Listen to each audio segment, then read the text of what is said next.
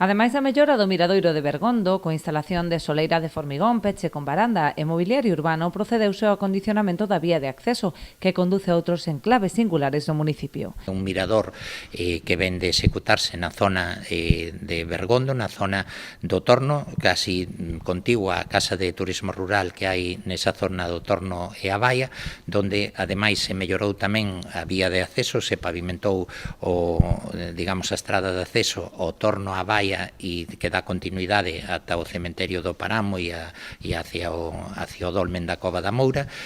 poñendo en valor un enclave que ten un atractivo turístico por os elementos que confluyen nese percorrido, o Pazo da Peña do Ouro, este mirador, as propias instalacións do colexio e do polideportivo vinculado ao colexio Felipe de Castro e tamén o que son as instalacións perimetrais do cementerio, onde veñen de facerse unha serie de actuacións de mellora,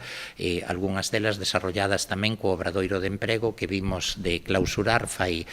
uns días e que continuarán determinados traballos co novo obradoiro de emprego que ven de iniciarse. Xunto con esta actuación acondicionouse tamén como miradoiro unha zona degradada da parroquia de Santa Cristina, na que se prevé habilitar nun futuro un área de estacionamento de autocaravanas. No de Santa Cristina se poida acondicionar nos próximos meses un aparcamento para autocaravanas, que é outra das situacións demandada por determinados usuarios, donde a parte do proxecto no que se está traballando para a construción dun novo parking de autocaravanas, pois esa plataforma que foi acondicionada como mirador, dada a superficie amplia que ten, pois vai a permitir tamén a utilización de autocaravanas de unha parte desa superficie. Son dúas actuacións que